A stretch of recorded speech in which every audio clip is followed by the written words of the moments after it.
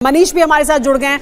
मनीष, देखिए, हम इसकी बात लगातार कर रहे थे कि ये जो समिट है, ये जो मुलाकात है, ये जब शांति वार्ता, ये जो बातचीत हो रही है प्रधानमंत्री मोदी और राष्ट्रपति पुतिन के बीच, इसके बाद रूस और भारत के जो संबंध हैं वो एक नई गति लेंगे। ये नहीं कि बिजनेस एज यूजुअल जैसे अभी तक चलता आ रहा है, 23वीं क्योंकि ये समिट है तो ऐसा नहीं है कि उसी तरह से रहने वाला है। ये एक नई स्पीड, एक नई गति के साथ आगे बढ़ने वाले हैं और वो हमें आज क्या देखने को मिला है। बिल्कुल सही कहा आपने। मैं आपको बताऊं कि अभी जब प्रधानमंत्री मोदी और प्रेसिडेंट पुतिन की हैदराबाद हाउस में मीटिंग खत्म हुई, प्रेस स्टेटमेंट हुआ, मैं खुद अंदर में था और डेलीगेशन के एक व्यक्ति ने मुझे जो बताया वो अद्भुत था। उन्होंने कहा कि आप जरा सोचिए कि प्रधानमंत्री मोदी और प्रेसिडेंट पुतिन के बीच में कल से लेकर आज तक कुल मिलाकर 4.5 घंटे से 5 घंटे के बीच में बातचीत हुई। तो उन्होंने कहा कि दोनों नेताओं के बीच में आज हैदराबाद हाउस में करीब 2 घंटे की बातचीत हुई, जिसके बाद डेलीगेशन के सदस्यों के पास बात करने के लिए कुछ ज़्यादा बचा नहीं था, क्योंकि दोनों ही लीडर ने आपस में ही इतनी सारी बातें कर ली। तो आप समझ सकते हैं कि वो कहने का अभिप्राय ये था कि दोनों ही देश के हाईएस्ट लेवल पर आगे बढ़ने को लेकर जो सहमति है, जिस तरह की अंडरस्टैंडिंग है, उसके बाद तो दोनों देशों के संबंध एज यूजुअल बिजनेस नहीं रहेंगे। लेकिन इस बार खास क्या है, अभी तक बात होती थी कि अच्छा रूस कुछ देगा, भारत कुछ देगा, लेकिन इस बार ऐसा लग रहा है जैसे प्रेसिडेंट पुतिन ने भारत को एक बड़ा ऑफर दिया है कि हम अपनी बाहें खुला रख रहे हैं, आप आइए हमारे यहाँ और हमारे यहाँ मौजूद संसाधनों के लिए आप उस अवसर का लाभ उठाइए। फिर चाहे वो आर्कटिक को लेकर हुआ समझौता है, जहाँ पर कि शिप बिल्डिंग को लेकर समझौता हुआ, आइस ब्रेकर शिप बनाने को लेकर समझौता हुआ, या संयुक्त तौर पर जो है ट्यूमर को खत्म करने वाली दवाई को लेकर, फैक्ट्री को लेकर की बात हो। 2030 तक हर हालत में $100 बिलियन के कारोबार का लक्ष्य पूरा करना है। इस मकसद के साथ मोदी और पुतिन ने 4.5 से 5 घंटे बातचीत की और उन्होंने ये तय किया। अच्छा, एक और खास बात मैं आपको बताऊं। मनीष, मेरा एक और सवाल आपसे ये कि आप लगातार ये कह रहे थे कि पेमेंट्स को लेकर बातचीत होगी और उसको लेकर भी अहम बात कही है राष्ट्रपति पुतिन ने। उन्होंने कहा कि भारत रूस में 96% पेमेंट अपनी करेंसी में करे, तो ये एक अहम मुद्दा था और उस पर भी सहमति बनी है। बिल्कुल, देखिए, और ये रूस के लिए इतनी बड़ी प्रायोरिटी थी कि रूस के डेलीगेशन में 1-2 नहीं बल्कि 4 लोग इसी काम के लिए, इसी बात पर चर्चा करने के लिए आए थे। होता यह है कि भारत के आप डेबिट कार्ड को लेके या क्रेडिट कार्ड को लेकर रूस में जाइए, वो काम नहीं करेगा, रूसी कार्ड भारत में काम नहीं करेगा।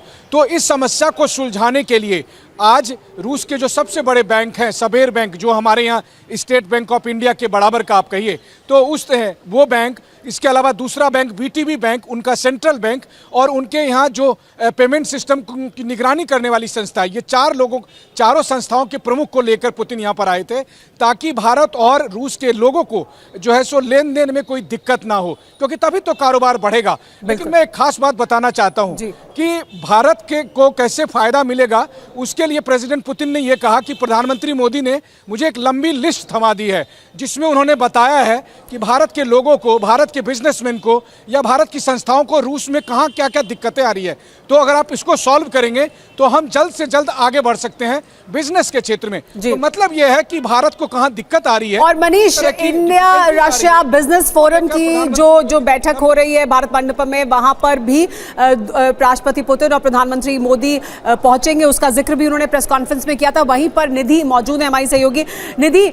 यहीं पर भारत मंडपम में भी अब प्रधानमंत्री मोदी और राष्ट्रपति पुतिन पहुंचेंगे। ये इंडो रशिया बिजनेस फोरम की जो बैठक है वो यहाँ पर चल रही है, लेकिन बिजनेस को ही और बेहतर कैसे बनाया जा सकता है, इस पर बात हुई है प्रधानमंत्री मोदी और राष्ट्रपति पुतिन के बीच। क्या समस्याएं हैं, ये कहा राष्ट्रपति पुतिन ने कि प्रधानमंत्री ने एक पूरी लिस्ट हमें दी है उन चुनौतियों के बारे में जो रूस में भारतीय व्यापारी या भारतीय लोग जिनका सामना करते हैं, और उनको हम देखेंगे, उनको हल करेंगे।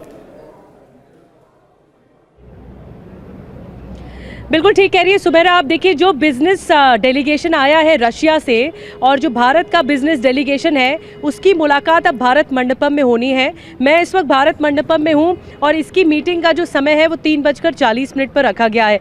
देखिए, इसीलिए इम्पॉर्टेंट है कि अगर हम रूस से तेल खरीदता है तो उसका जो उसका जो ट्रेड है या व्यापार है, क्योंकि 2030 तक का लक्ष्य रखा है इकोनॉमिक कोऑपरेशन का दोनों मुल्कों के बीच में, भारत और रशिया के बीच में। तो बड़ी बात यह है कि जो ट्रेड होता है ऑयल को लेकर, जो ट्रेड होता है शिपिंग को लेकर, फार्मास्यूटिकल्स को लेकर, जो फार्मा कंपनीज होती हैं, उसके सब जो बिजनेस डेलीगेशन है वो मुलाकात भारत मंडपम पे कर रहे हैं। और यही सबसे बड़ा देखिए, ये सबसे बड़ा आप हमें दिखाती भी रही है तस्वीरें भारत मंडपम में किस तरह की तैयारी है, और ये वो भी दिखाएं हमें और बताती रहें जी।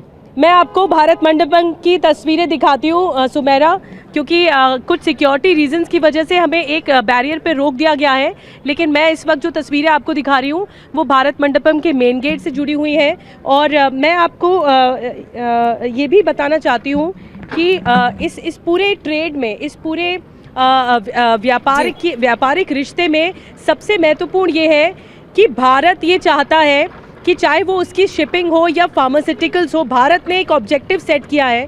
वो ऑब्जेक्टिव 2030 तक का है, जिस ऑब्जेक्टिव के आधार पर अगर ट्रेड एग्रीमेंट्स होते हैं तो किस तरह से आगे बढ़ते हैं।